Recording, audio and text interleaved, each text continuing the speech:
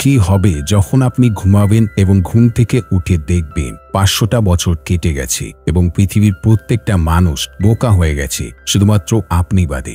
আর এমন একটি গল্প নিয়ে তৈরি আজকের মুভি। তো বুঝতেই তো পারছো যে আজকের মুভিটা কি হতে চলেছে।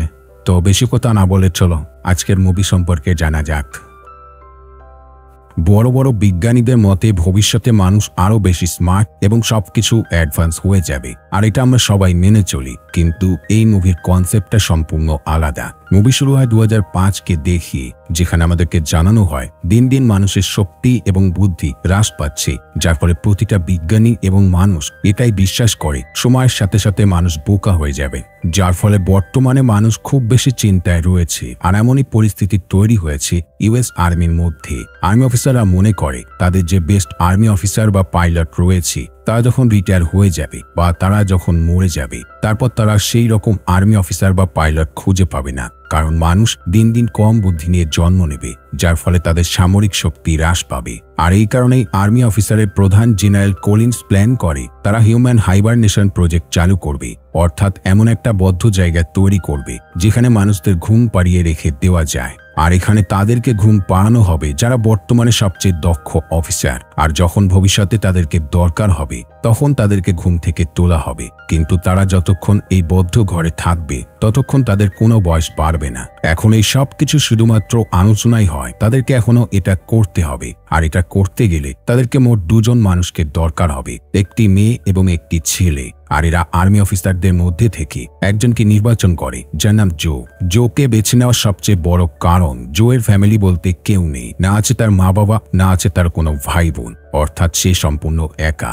আর এই এক্সপেরিমেন্টে যদি কোনো ভুল হয়ে যায় বা জোয়ের মৃত্যু হয়ে যায়, তবে এই ব্যাপারে তার হয়ে লড়াই করার মতো কেউ থাকবে না। এখন একজন আর্মি অফিসার জোয়ের কাছে যায় এবং তাকে জানায় তাকে একটি নতুন এক্সপেরিমেন্টের জন্য বেছে নেওয়া হয়েছে, কিন্তু তারা এটা জানায় না এক্সপেরিমেন্টটা আসলে কি। জো প্রথমে এই প্ল্যানে না করে দেয়, কিন্তু যেহেতু এটা একটা সিনিয়র অফিসারের অর্ডার থাকে তাই জোকে বাধ্য হয়ে মেনে নিতে হয়। অন্যদিকে জেনারেল কোলিন আবারও একটা মিটিং করে, কারণ তাদের এখনো একজন মেয়েকে দরকার এই এক্সপেরিমেন্টের জন্য।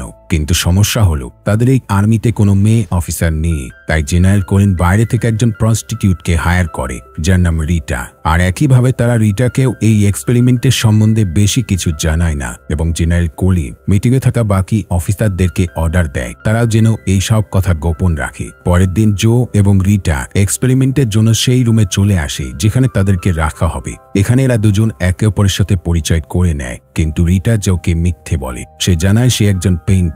এখন এদের দুজনকেই স্লিপিং চেম্বারে ঢুকিয়ে দেওয়া হয়, কিন্তু রিটা প্রথমেই ভয় পেয়ে যায় এবং উঠে পড়ে, কিন্তু জো তাকে বোঝায় এই সবকিছুই বিজ্ঞানীরা বুঝে শুনে করছে, আর তাছাড়াও তারা 1 বছর পরে তারা এখান থেকে সুস্থভাবে বেরোতে পারবে, তাই চিন্তার কোনো কারণ নেই। রিটাও জোয়ের কথা বিশ্বাস করে নেয় এবং স্লিপিং চেম্বারের ভিতরে চলে যায়। আর এভাবে বেশ কয়েক মাস কেটে যায় এবং একদিন জেনারেল কোলিনকে অ্যারেস্ট করে নেওয়া হয়। কারণ হিসেবে পুলিশ জানায় তার বিরুদ্ধে প্রস্টিটিউট এবং ড্রাগসের অভিযোগ রয়েছে।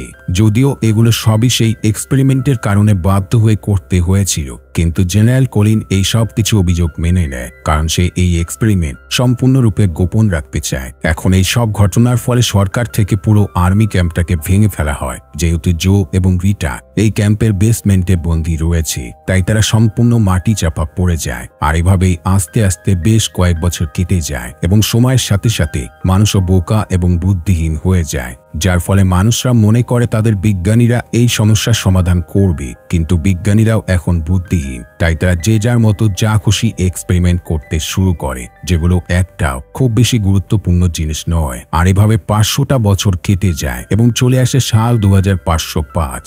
আর এটা সেই সময় যখন মানুষ খুব সাধারণ কাজগুলো করতে পারছে না, যেমন শহরের মাঝে ময়লা জমতে জমতে এক বিশাল স্তূপের আকার নিয়েছি, কিন্তু মানুষ এই ময়লার স্তূপ হতে আটকাতে পারছে না, যার ফলে গত 500 বছর ধরে এই ময়লা এক বিশাল স্তূপের আকার নিয়েছি। কিন্তু সাল 2505-এ একটা অদ্ভুত ঘটনা ঘটে। একটা ময়লার গাড়ি এই স্তূপের এখানে আসে ময়লা রাখার জন্য, যার ফলে এই স্তূপ ভেঙে শহরের চারপাশে ছড়িয়ে পড়ে। কিন্তু অদ্ভুত ব্যাপারটা হলো এই ময়লার সাথে সাথে জোয়ের স্লিপিং চেম্বারটাও একটা অচেনা ব্যক্তির ঘরে ঢুকে যায়। এর কারণ হলো ময়লার স্তূপ যেখানে ছিল ঠিক তার নিচে এই পুরনো আর্মি ক্যাম্পের বেসমেন্টটা ছিল।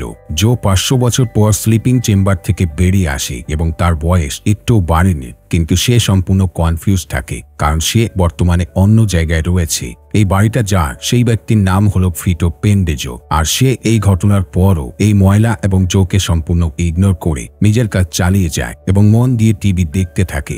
এমনকি সে জোকে চুপ করতে বলে যাতে করে তার টিভি দেখতে অসুবিধা না হয়। এখানে আমরা দেখি ফ্রিটো এতটাই অলস যে তার টয়লেটটাও তার সোফার সাথে সেট করে নিয়েছে যাতে করে তার উঠতে না হয় এবং টিভি দেখতে কোনো অসুবিধা না হয়। এখন যেহেতু জো আওয়াজ করতেই থাকে তাই ফ্রিটো জোকে লাথি দিয়ে ঘর থেকে বের করে দেয়। এখন জো নিজেকে বেশ অসহায় মনে করতে শুরু করে কারণ বাইরের দুনিয়া সম্পূর্ণ আলাদা এবং তাকে সম্পূর্ণ বিভ্রান্তিতে ফেলে দেয়। কিছুক্ষণ পর জো রাস্তার পাশে একদল ছেলেকে দেখতে পায় যারা কিনা ক্রমাগত গালাগাল দিচ্ছে এবং আজে বাজে কথা বলেই চলেছে। জো তাদের কাছে যায় এবং নিজেকে তাদের সাথে ম্যাচ করার চেষ্টা করে, কিন্তু সে যখন সুন্দরভাবে কথা বলে তখন ছেলেগুলো তার দিকে ছুটে আসে এবং তাকে তাড়িয়ে দেয়। এই সব দেখে জো কিছুই বুঝতে পারে না, তার মাথা যন্ত্রণা শুরু হয়ে যায়। তাই সে কাছাকাছি একটি হসপিটালে যায় এবং সেখানে থাকা রিসেপশনে গিয়ে সে তার সব সমস্যা বলতে শুরু করে। সে প্রথমেই জানায় সে একজন আর্মি অফিসার, কিন্তু রিসেপশনে বসে থাকা মহিলা এইসব কিছুই বুঝতে পারে না। তাই সে তার টেবিলে থাকা একটা বোতাম প্রেস করে এবং তাকে অন্য ঘরে পাঠিয়ে দেয়। জো কথা মতো সেই ঘরে যায় এবং সেখানে থাকা একটি জলের কল থেকে জল খাবার চেষ্টা করে, কিন্তু সে লক্ষ্য করে কল থেকে জল নয় বরং এনার্জি ড্রিঙ্ক বেরোচ্ছে যার নাম ব্র্যান্ডো। জো সঙ্গে সঙ্গে সেখানকার স্টাফদের জিজ্ঞাসা করে খাবার জল কোথায় পাওয়া যাবে। এই কথা শুনে স্টাফটি হাসতে শুরু করে, কারণ এই সময় মানুষ জল শুধুমাত্র টয়লেটেই ব্যবহার করে এবং খাবার জন্য শুধুমাত্র এনার্জি ড্রিঙ্ক ব্যবহার করে। এই সব দেখে জো আরো বেশি বিভ্রান্তিতে পড়ে যায়। তাই সে এবার ডাক্তারের কাছে যায় এটা শিওরতে যে তার শরীর অসুস্থ হয়েছে কিনা। ডাক্তার জোকে দেখে 3টে তার তার হাতে দেয়, একটা মুখে, একটা কানে এবং একটা হাতে ধরে থাকতে বলে। জো বেশ অবাক হয়ে যায়, কিন্তু সে ডাক্তারের কথা মতোই কাজ করে। কিছুক্ষণ পর ডাক্তার জানায় তার ভুল হয়ে গেছে, সে তারগুলো উল্টো পাল্টা করে ফেলেছিল। তাই সে পুনরায় জোকে তারগুলো ধরতে বলে, কিন্তু এবার জো পালিয়ে যায় এবং এনার্জি ড্রিঙ্ক দিয়ে মুখটা ধুয়ে ফেলে। এরপর জো আবারও ডাক্তারের কাছে যায়, কিন্তু এবার ডাক্তারকে দেখে মোটেও ডাক্তার মনে হয় না, কারণ তার জামা কাপড় খুবই সাধারণ থাকে, এমনকি তার আচরণগুলো খুবই বাজে প্রকৃতির হয়। জো তবুও নিজের মনের কথা ডাক্তারকে জানায়। সে ডাক্তারকে বলে হয়তো আর্মি অফিসাররা আমায় ড্রাগস দিয়েছে, যার কারণে আমি অদ্ভুত অদ্ভুত জিনিস দেখতে পাচ্ছি এবং অনুভব করছি। তাই আপনি আমায় এমন কিছু দিন যাতে আমার এই সমস্যা দূর হয়ে যায়। কিন্তু ডাক্তার তার কথা সিরিয়াস ভাবে নেয় না এবং তাকে গালালাল দিয়ে চুপ করিয়ে দেয়। জো বেশ হতাশ হয়ে যায়। ঠিক তখনই সে টেবিলে থাকা একটা কার্ড দেখতে পায় যার মধ্যে লেখা আছে সাল 2505। জো প্রথমবার বুঝতে পারে সে 500 বছর পর ঘুম থেকে উঠেছে। জো নিজেকে বিশ্বাস করাতে পারে না। সে সঙ্গে সঙ্গে ঘর থেকে জানালার পাশে যায় এবং জানালা খুলতে সে অবাক হয়ে যায়। সে দেখে পুরো শহরে যত বড় বড় বিল্ডিং ছিল সেগুলো সব ভেঙে পড়েছে, এমনকি তার যত রিলেটিভসদের বাড়ি ছিল সেগুলো সব ধ্বংস হয়ে গেছে। এখন ডাক্তার যখন জানতে পারে জোয়ের হাতে ট্যাটু নেই, সে বেশ ভয় পেয়ে যায়, কারণ এখনকার নিয়ম অনুযায়ী প্রত্যেকটা মানুষের হাতে ট্যাটু থাকতে হবে আর এটা দেশের নাগরিকত্বকে প্রমাণ করে, কিন্তু জোয়ের হাতে সেটা নেই। তাই ডাক্তার মনে করে সে আতঙ্কবাদী, তাই সে চিৎকার করে। আর এই চিৎকার শুনে জো বেশ ভয় পেয়ে যায়, তাই সে হসপিটাল থেকে পালিয়ে বেরিয়ে আসে। এদিকে ডাক্তারও সঙ্গে সঙ্গে পুলিশকে জানিয়ে দেয়, কারণ জো টাকা না দিয়েই পালিয়েছে। এখন জো ধীরে ধীরে সবকিছু বুঝে যায়। সে বুঝতে পারে এখানে ইকোনমি সম্পূর্ণ শেষ হয়ে গেছে, এমনকি প্রত্যেকটা মানুষ সম্পূর্ণরূপে বোকা। এই সব দেখে জোয়ের মোটেও ভালো লাগে না, তাই সে একটা সিনেমা হলে যায় মনটাকে খুশি করার জন্য। কিন্তু সেখানে গিয়ে তার মন আরো বেশি খারাপ হয়ে যায়, কারণ 90 মিনিটের মুভিতে শুধুমাত্র একটা ছবি দেখানো হয় আর সেটাই সবাই মন দিয়ে দেখতে থাকে এবং হাসতে থাকে। তাই সে রাগ করে সিনেমা হল থেকে বেরিয়ে আসে, কিন্তু বাইরে আসতেই পুলিশ তাকে ধরে ফেলে এবং তাকে কোর্টে নিয়ে যায়। জো নিজের জন্য একটা উকিল হায়ার করে, আর এই উকিল আর কেউ নয়, স্বয়ং ফ্রিটো পেন্ডেজো, যাকে আমরা মুভির প্রথমেই দেখেছি। এখন ফ্রিটো জোয়ের হয়ে কাজ করার বদলে তাকে নিয়ে মজা করে, যার ফলে কোর্টে থাকা প্রত্যেকটা মানুষ হাসতে শুরু করে, যার কারণে জো নিজেই নিজের হয়ে কেস লড়ে এবং তার সাথে যা যা ঘটেছে সেই সব কিছু সে জাজকে জানায়। কিন্তু এই কথাতেও তারা হাসি থামায় না, বরং এবার স্বয়ং জাজ হাসতে শুরু করে এবং সবশেষে জাজ জোকে দোষী ঘোষণা করে দেয় এবং তাকে জেলে বন্দি করার অর্ডার দিয়ে দেয়। অন্যদিকে রিটাকেও দেখানো হয় যে কিনা স্লিপিং চেম্বার থেকে বেরিয়ে এসছে, আর সে এবার তার পরিচিত মানুষদের সাথে যোগাযোগ করার চেষ্টা করে, কিন্তু ফোনে রিং হয় না, কারণ এটা এমন একটা সময় যখন দেশের ইকোনমি খুবই নিচে চলে গেছে, যার ফলে একটা ফোন করতে গেলেও তাকে $2000 পে করতে হবে। অর্থাৎ প্রায় 1,60,000 টাকা। রিটা বুঝতে পারে তার কাছে এত টাকা নেই, তাই সে পুনরায় তার প্রস্টিটিউটের কাজ শুরু করে দেয়। অন্যদিকে পুলিশ জোকে সেই জায়গায় নিয়ে যায় যেখানে নাগরিকত্ব প্রমাণের জন্য মানুষের শরীরে ট্যাটু বানানো হয়। জো মেশিনে হাত ঢোকাতে মেশিন তাকে তার নাম জিজ্ঞেস করে। জো এমনিতেই আগের থেকেই বিরক্ত বোধ করছিল, তাই সে এবার বিরক্তের সাথেই জানায় নট শিওর। মেশিন মনে করে এটাই হয়তো তার নাম, তাই সে তার হাতে নট শিওর লেখা ছাপিয়ে দেয়। এরপর জোকে এমন একটা জায়গায় নিয়ে যায় যেখানে তার বুদ্ধির পরীক্ষা হবে এবং তার বুদ্ধি অনুযায়ী তাকে কাজ দেওয়া হবে, যেটাকে সে জেলে বসে বসে করবে। এখন এই পরীক্ষায় জোকে এই দুনিয়ার সবচেয়ে কঠিন প্রশ্ন ধরা হয়, আর সেটা হলো, ধরো তোমার কাছে একটি বালতি আছে এবং তাতে 5 গ্যালন তরল রয়েছে এবং আরেকটা বালতি আছে এবং তাতে 2 গ্যালন তরল আছে, তাহলে বলো তোমার কাছে কটা বালতি আছে? প্রশ্ন শুনে জো বেশ অবাক হয়ে যায় এবং হাসতে হাসতে উত্তর দেয় 2টো বালতি আছে। উত্তর শুনে সবাই চমকে যায়, কারণ এই প্রশ্ন এখানে থাকা প্রত্যেকের কাছে খুবই কঠিন, তাই প্রত্যেকে জোকে জিনিয়াস মনে করতে শুরু করে। এখন এরা জোকে জেলে নিয়ে যায়, যেহেতু এখানে থাকা প্রত্যেকটা গার্ড বোকা এবং বুদ্ধিহীন, তাই জো এই সুযোগে একটা গার্ডকে জানায় আজকে তাকে ছেড়ে দেওয়া হবে। এই কথাটা গার্ডটা বিশ্বাস করে নেয়, আর এই সুযোগে জো জেল থেকে পালিয়ে যায়। কিন্তু গার্ডরা তাকে কোনো বাধা দেয় না। এখন জো আবারও তার উকিল ফ্রিটোর কাছে যায় এবং তার কাছে হেল্প চায়। সে ফ্রিটোকে বলে, আমি যেই সময় ছিলাম তখন বিজ্ঞানীরা টাইম ট্রাভেল মেশিনের গবেষণা শুরু করেছিল, আর এতদিনে সেই মেশিন তৈরি হয়ে যাবার কথা। তাই তুমি কি এমন কোনো মেশিনের নাম শুনেছ? ফ্রিটো বলে, হ্যাঁ, আমি এই মেশিনের নাম শুনেছি, যেটার সাহায্যে ভবিষ্যতে এবং অতীতে যাওয়া যায়। কিন্তু আমি তোমায় কেন সাহায্য করব? জো বলে, এই মেশিনের সাহায্যে আমরা 500 বছর পিছনে চলে যাব, আর তখন টাকার মূল্য অনেক বেশি ছিল, যার ফলে তোমার কাছে যা টাকা আছে সেগুলোর মূল্য অনেক গুণ বেড়ে যাবে। যেহেতু ফ্রিটো অনেক টাকা পছন্দ করে, তাই সে জোয়ের কথা শুনে রাজি হয়ে যায় এবং তাকে গাড়ি করে সেই দিকে নিয়ে যায় যেদিকে টাইম ট্রাভেল মেশিন রয়েছে। কিন্তু রাস্তায় তারা রিটাকেও দেখতে পায়, তাই জো রিটাকে তাদের সাথে নিয়ে নেয়। এখন এরা গাড়ি করে একটা বাজারের মধ্যে থেকে যেতে শুরু করে, আর এই বাজারটা শুধুমাত্র ইলেকট্রনিক্স জিনিসপত্রের হয়, যার ফলে বাজারে ঢুকতে জোয়ের হাতে ট্যাটুটা একটা মেশিনে স্ক্যান হয়ে যায়, যার ফলে পুলিশ জানতে পেরে যায় জো কোথায় রয়েছে। এই কারণে ফ্রিটো নিজের জীবন বাঁচিয়ে পালিয়ে যায় এবং পুলিশ জোকে ধরে নেয়। কিন্তু রিটা পুলিশের হাত থেকে বেঁচে যায়, কারণ সে সেই মুহূর্তে টয়লেটে ছিল। এখন পুলিশ জোকে জেলে নয়, বরং হোয়াইট হাউসে নিয়ে আসে, যেখানে বর্তমান প্রেসিডেন্ট কামাচো থাকে। কামাচো জোয়ের সাথে মজা করে। সে তাকে বলে, আমি মনে করেছিলাম তোমার মাথাটা অনেক বড় হবে, কারণ তুমি একজন জিনিয়াস। আসলে জোয়ের যখন আইকিউ টেস্ট হয়েছিল সেগুলো সবই প্রেসিডেন্ট জানতে পেরেছে, তাই সে জোকে এই দুনিয়ার সবচেয়ে বুদ্ধিমান ব্যক্তি ঘোষণা করে দেয়। এখন প্রত্যেকে একটা ঘরে একত্রিত হয়, আর প্রেসিডেন্ট কামাচো তাদেরকে বক্তৃতা দিতে শুরু করে। কামাচো জানায়, এই শহরের মানুষরা খাবারের সমস্যায় ভুগছে, আর আমি এই সমস্যার সমাধান করে দেব। আসলে এই সময় কোনো চাষবাস ভালোভাবে হচ্ছে না, তাই প্রেসিডেন্ট মনে করে জোই একমাত্র ব্যক্তি যে এই সমস্যার সমাধান করতে পারবে, কারণ তার আইকিউ অনেক বেশি। তাই প্রেসিডেন্ট জোয়ের কাছে প্রমিস করে সে যদি এই সমস্যা সত্যিই সমাধান করতে পারে তবে তাকে আর জেলে পাঠানো হবে না। এখন জো আবারও ফ্রিটোর কাছে যায় এবং তাকে শেষবারের মতো টাইম মেশিনের সম্বন্ধে জিজ্ঞাসা করে, আর ফ্রিটো টাইম মেশিনের ঠিকানা বলে দেয়। সে জানায় টাইম মেশিন মিউজিয়ামের মধ্যে রয়েছে।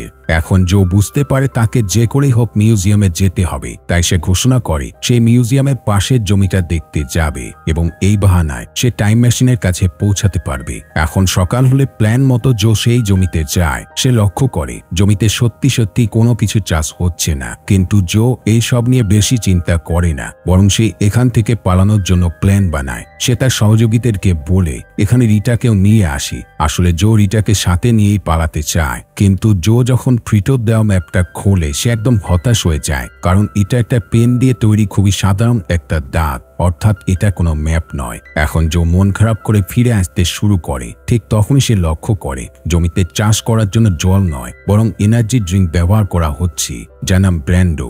এখন জো একটা মিটিং করে এবং মিটিংয়ে সে সবাইকে জানায় তারা যদি ব্র্যান্ডোর বদলে জল ব্যবহার করে তবে তাদের চাষ ভালো হবে। এই কথা শুনে মিটিংয়ে থাকা বাকি লোকেরা বিভিন্ন ধরনের প্রশ্ন করে। কেউ মনে করে যদি জল দিয়েই এত কিছু হতো তবে তো টয়লেটেই চাষবাস ভালো হতো, কারণ তারা জল একমাত্র টয়লেটে ব্যবহার করে। জো বুঝতে পারে এই মূর্খদেরকে সে বোঝাতে পারবে না, তাই সে তাদেরকে তাদের মতো করে বোঝায়। সে তাদেরকে বলে আমি গাছেদের সাথে কথা বলতে পারি, আর গাছ স্বয়ং আমাকে জানিয়েছে তারা জল চায়, এনার্জি ড্রিঙ্ক নয়। এই কথা শুনে এদের সবার বিশ্বাস হয় এবং এরপর থেকে তার প্রত্যেকে চাষবাসের জন্য জল ব্যবহার করা শুরু করে দেয়। কিন্তু ব্র্যান্ডো এনার্জি ড্রিঙ্কের ব্যবসায় অনেক বেশি ক্ষতি হয়ে যায়, এমনকি ব্র্যান্ডো কোম্পানিতে কর্মরত কর্মচারীরা কর্মহীন হয়ে যায়, যার ফলে তারা এর বিরুদ্ধে প্রোটেস্ট শুরু করে দেয়। আর এই প্রোটেস্ট হোয়াইট হাউস পর্যন্ত চলে আসে, যার ফলে খবরের চ্যানেলগুলোতে এই খবর দেখাতে শুরু করে। এমনকি এই ঘটনার ফলে সবাই জোকেই দোষারোপ করে। সবাই মনে করে জোই তাদেরকে কর্মহীন করেছে, যার ফলে জোকে আবারও জেলে যেতে হয়। আর এবার তাকে কোর্ট থেকে মৃত্যুদণ্ডের শাস্তি দেওয়া হয়। আর এই মৃত্যুদণ্ড ফাঁসির সাহায্যে নয়, বরং একটা বড় গাড়ির সাহায্যে দেওয়া হবে। আসলে এই সময় কোনো মানুষের মৃত্যুদণ্ডের শাস্তি ঠিক এভাবেই দেওয়া হয়। চারিপাশে হাজার হাজার মানুষ থাকে এবং তার মাঝে এক দৈত্যাকার গাড়ি আসামিকে পিষে মেরে ফেলে। আর এখানেও ঠিক তেমনটাই হয়। জোকে একটা ছোট গাড়ি দেওয়া হয় নিজেকে রক্ষা করার জন্য এবং তার সামনে ধেয়ে আসে এক দৈত্যাকার গাড়ি। আর এই সব কিছু লাইভ টিভিতে দেখানো হয়, যার ফলে ফ্রিটো ও রিটা এগুলো সব টিভিতে দেখতে থাকে। এখন জো সেই দৈত্যাকার গাড়ির তলায় পিষে যাওয়ার হাত থেকে নিজেকে বাঁচিয়ে ফেলে, কিন্তু এমনটা তার সাথে বারবার হতে থাকে। অন্যদিকে রিটা লক্ষ্য করে বাইরে একটা গোলাপের চারা গাছ হয়েছে, যেটা দেখে সে বুঝতে পারে জোয়ের ধারণা একদম সঠিক আর তার জল দেবার কারণে এটা হয়েছে। তাই রিটা সঙ্গে সঙ্গে ফ্রিটোকে নিয়ে সেই জায়গায় যায় যেখানে চাষ করা হচ্ছিল, কারণ সে চায় এই সব কিছু প্রত্যেকটা মানুষ জানুক, যাতে করে প্রমাণিত হয় জো নির্দোষ এবং তার প্ল্যান একদম সঠিক। অন্যদিকে জো নিজেকে মৃত্যুর হাত থেকে বারবার বাঁচাতেই থাকে। আর এদিকে রিটা একজন ক্যামেরাম্যানকে সেই চাষের জমিতে নিয়ে যায় এবং সেগুলো লাইভ টিভিতে টেলিকাস্ট করে দেয়, যার ফলে জোয়ের চারপাশে থাকা প্রত্যেকটা মানুষ প্রথমবার জানতে পারে জো যা বলেছিল সবই সত্যি এবং সে সম্পূর্ণ নির্দোষ। এখন এই সবকিছু দেখে প্রেসিডেন্ট নিজে জোকে মৃত্যুর হাত থেকে রক্ষা করে এবং তাকে ক্ষমা করে দেয়। এখন প্রত্যেকে খুব খুশিতে থাকে এবং এই খুশিতে তারা হোয়াইট হাউসের মধ্যে একটা পার্টির আয়োজন করে। আর এই পার্টিতে জো এবং রিটাও থাকে। রিটা প্রথমবার জোকে জানায় সে অতীতে ফিরে যেতে চায় না, কারণ এই ভবিষ্যৎ তার খুব পছন্দের। এই সবকিছু শুনে জো বেশ অবাক হয়ে যায়, কিন্তু সে তাকে বেশি জোর করে না এবং তাকে শেষবারের মতো গুড বাই জানায় এবং জো এখান থেকে যাবে। ঠিক তখনই প্রেসিডেন্ট তাকে স্টেজে ডাকে এবং তাকে এই শহরের নতুন ভাইস প্রেসিডেন্ট বানিয়ে দেয়। এখন প্রত্যেকে জোয়ের দিকে তাকিয়ে থাকে শুধুমাত্র এটা ভেবে যে কখন সে এই প্রস্তাবে হ্যাঁ বলবে এবং 2505 সালে সে থেকে যাবে। জো অবশেষে তাদের রিকোয়েস্ট মেনে নেয় এবং এখানে থেকে যাবার প্ল্যান করে। এরপর বেশ কয়েক মাস কেটে যায় এবং জো এখন ভাইস প্রেসিডেন্ট থেকে প্রেসিডেন্ট হয়ে যায় এবং সে রিটাকে বিয়ে করে নেয়, যার ফলে তাদের 3 সন্তানের জন্ম হয় এবং তারা হয় এই দুনিয়ার সবচেয়ে বুদ্ধিমান বাচ্চা। আর এই মুভিটা এখানেই শেষ হয়ে যায়। কমেন্ট করে জানাতে পারেন আপনার মতামত। সবশেষে ধন্যবাদ আপনাকে ভিডিওটি শেষ পর্যন্ত দেখার জন্য। আবার দেখা হবে নতুন ভিডিওর সাথে, নতুন গল্পের সাথে।